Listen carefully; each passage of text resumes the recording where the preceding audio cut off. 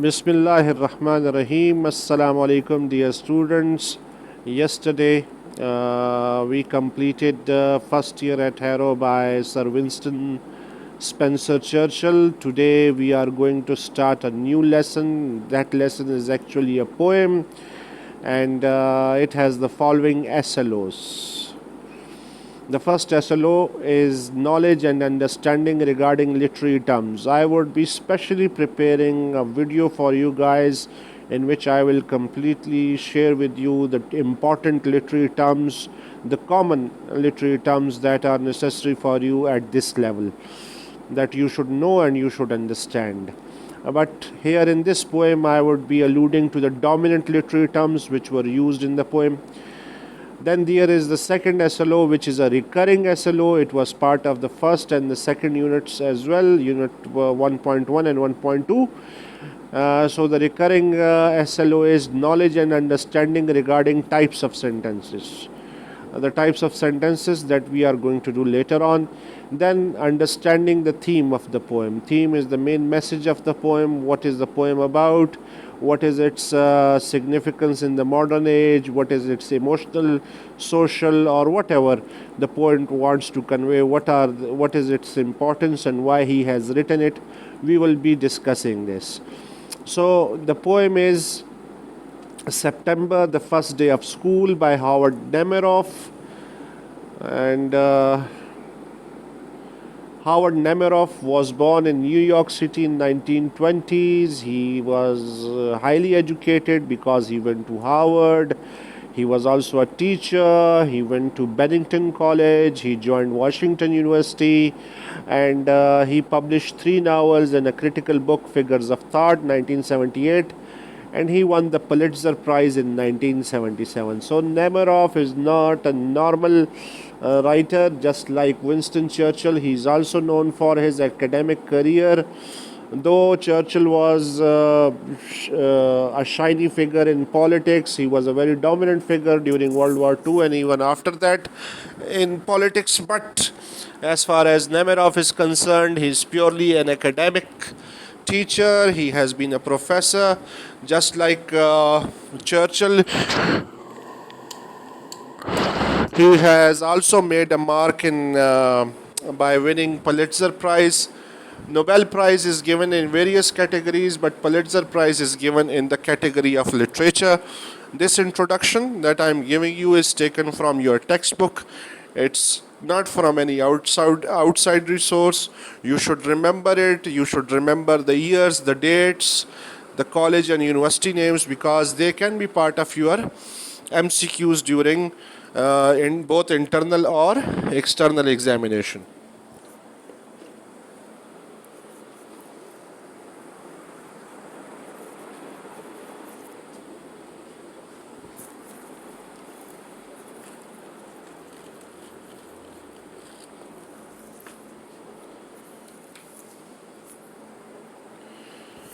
As I told you, we will be discussing the various literary devices discussed in the poem. My method of teaching is that I would like to tell you about the literary device before teaching you the poem. In this way, you will be able to recognize the literary devices easily or understand it easily.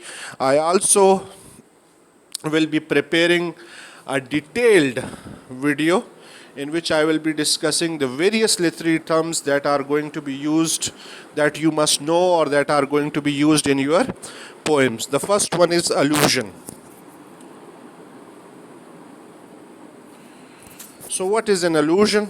Allusion is every time you make a reference to some places, events, or a person, you are making an allusion. For example, I am not Sherlock Holmes to figure that out. I am not Sherlock Holmes to figure that out. Now, Sherlock Holmes is a famous literature character. It is a character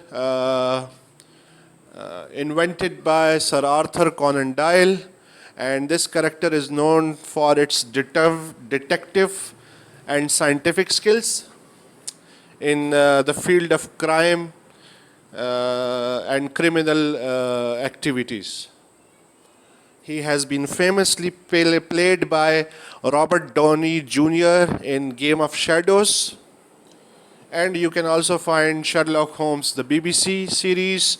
You can also find Sherlock Holmes in DW series of Elementary. So this is a very famous character, and it is known throughout the world. So here it's an allusion by someone very common. He says, I'm not Sherlock Holmes to figure that out. So he's alluding to Sherlock Holmes. He's saying he's not like Sherlock Holmes. He cannot detect things that easily as Sherlock Holmes used to do.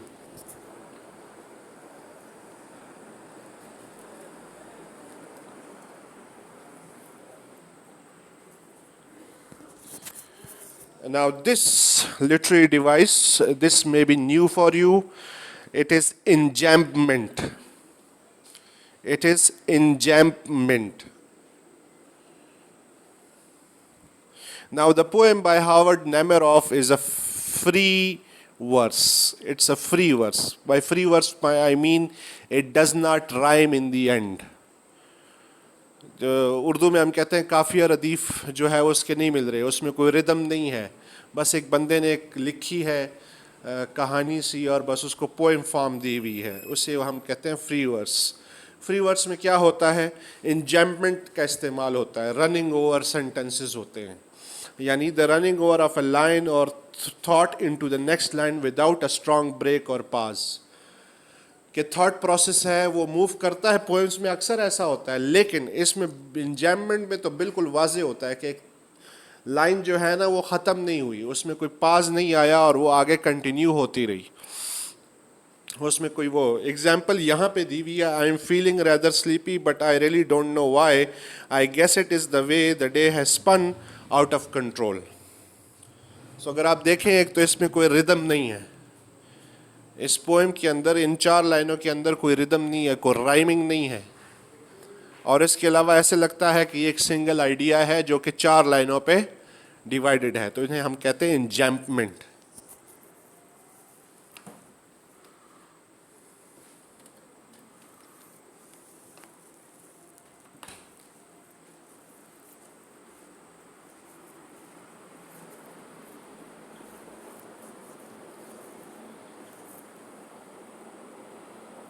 So let us begin with the poem. My child and I hold hands on the way to school, and when I leave him at the first grade door, he cries a little but is brave, he does let go. My selfish tears remind me how I cried before that door a life ago. I may have had a hard time letting go. अगर आप इन lines को देखें तो ऐसे लगता है कि एक पैराग्राफ है, 2 बुक के अंदर इनको डिवाइड किया गया है. यहाँ पे भी मैंने कोशिश की है कि लाइंस को मैं डिवाइड करूँ. इस किस्म की लाइंस को या इस किस्म की डिवीज़न को जब हम स्टेंजा वाइज इस तरह की पोएम को जो कि फ्री वर्ड हो, फ्री वर्स हो, डिवाइड करते हैं, हम इसे कहते हैं स्ट्रोफे. हम इसे क्या कहते हैं, स्ट्रोफे. तो ये पहला स्ट्रोफे है. तो इस स्ट्रोफे में अगर आप देखें इंजैम्पमेंट का इस्तेमाल हुआ है और मतलब बड़ा वाजे है, बिल्कुल right opposite to it, it's paraphrasing. My son and I proceed to school holding each other on the way. When I leave, yeah, left him at the door of the first grade classroom. He cries for a while, but he is brave and bold. He lets me go. My selfish tears remind me how bitterly I had wept before the same door a long time ago. I may have faced difficulty in leaving my son at school.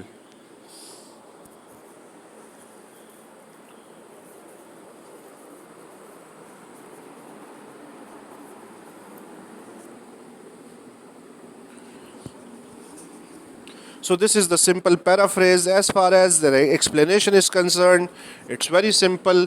This is the feeling of a father, an emotional father who went with his child to school on his first day. He remembers the first day he had to go to school and he cried or wept bitterly. Same is the case with the child. He also cried, but he was more brave than his father.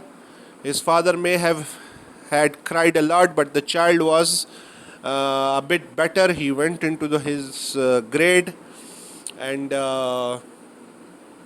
The father may call his tears selfish. This selfish tear, selfish here is a basically personification of the tears. Tears are actually not living things. Selfish is a quality of human trait.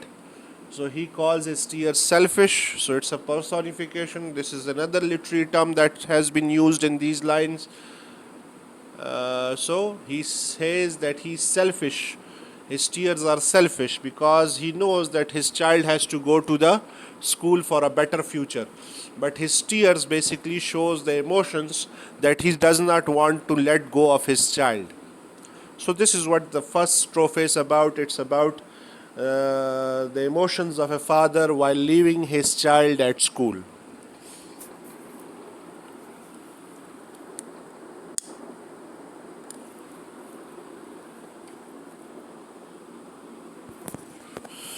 Each fall, the children must endure together what every child also endures alone, learning the alphabet, the integers, 3 dozen bits and pieces of a stuff so arbitrary, so peremptory, that worlds invisible and visible bow down before it. Now, this is the second strophe. Second strophe is basically about what the student has to face at school, what the student has to go through school. He has to study, he has to fight, he has to survive. There are many different incidents at school, many different people at school, different interactions are there. They have to endure it, they have to survive the onslaught of the society, and it is necessary for survival because students' education, as far as the academic context and the social context, are necessary and a necessity of survival. So this is what the second strophe talks about. The third strophe starts with an allusion to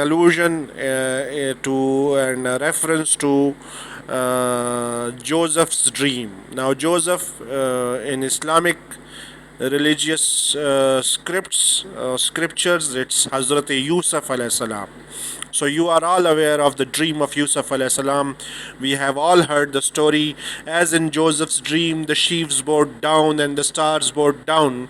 Before the dreaming of a little boy, the dream got him such hatred of his brothers as cost the greater part of life to mend, and yet great kindness came of it in the end.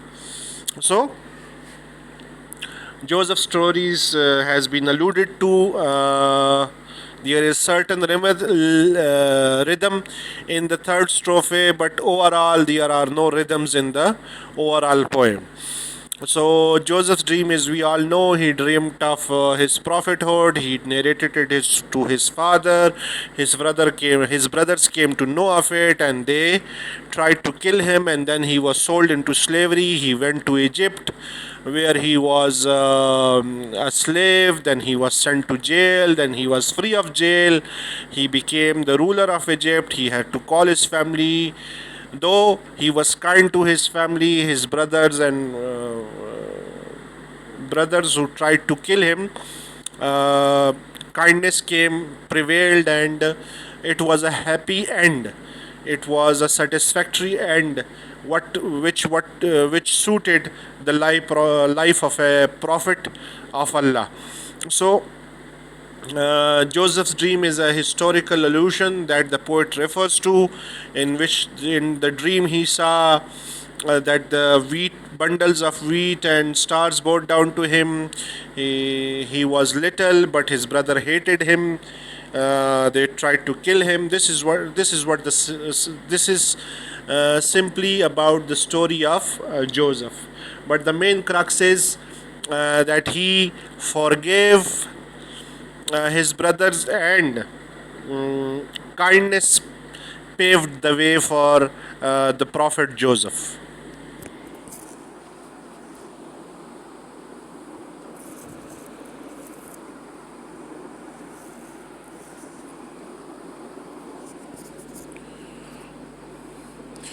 My child has disappeared behind the classroom door, and should I live to see his coming forth a life away? I know my hope, but do not know its form, nor hope to know it. May the father he finds among his teachers have a care of him more than his father could. How that will look, I do not know, I do not need to know. So, simple paraphrasing, my son has disappeared behind the door of the classroom. Should I hope to live to see him coming out after completing his school? Maybe it will take years, but I know what I wish him to be. I'm not sure about the outcome of success. I hope that my son will find father like figures among his teachers who will take care of him. I do not know how he will look, and I do not need to know. Now, this is basically he's discussing about the importance of education and its relation to the future prospects of his son. He's hoping, he's praying that his son would succeed. Does he want to know it? Yes, he wants to know it, but what form of it will be, how it would be, that is impossible to know. He wants the son to progress, he wants the son to develop, but he's also hoping and praying that within this onslaught of academic learning and this society and this social interaction, he will find father like figures in his teachers who will care for him, who will guide him towards success and development, success and progress. So, this is what this is all about.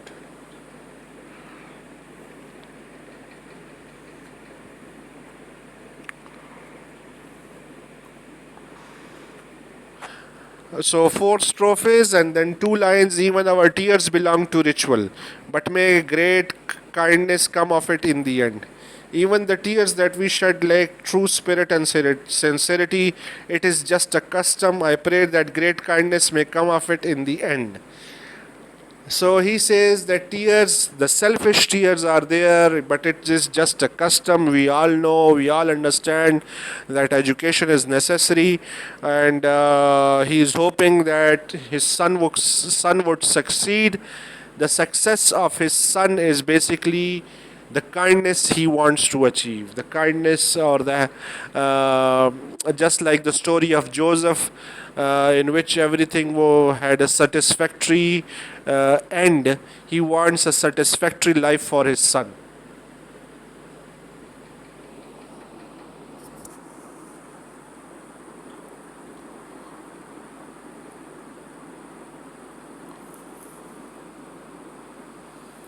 So, this is the theme of the poem now.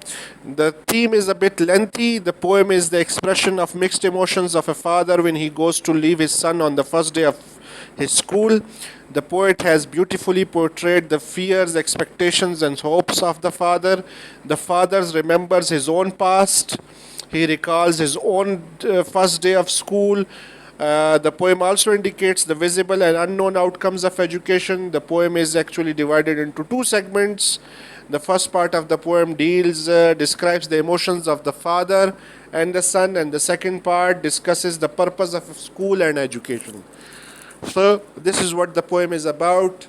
This is the theme of the poem. Theme of the poem actually comes in the poets in section C, in which poetry is the questions from poetry come, and it's usually a 6 marks question, and the word limit is 50 to 60 words. So you have ample choice here.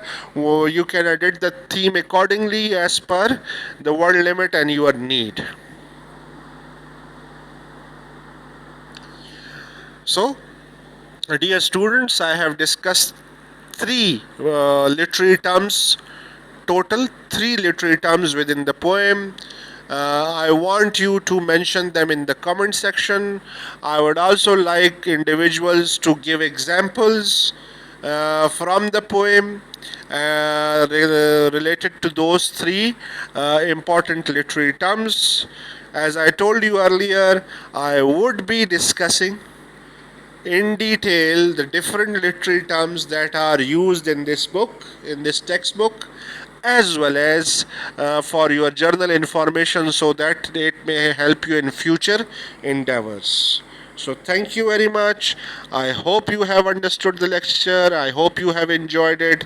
Please do show your appreciation in the comment section, and please subscribe to the channel if you still haven't done so. Thank you very much.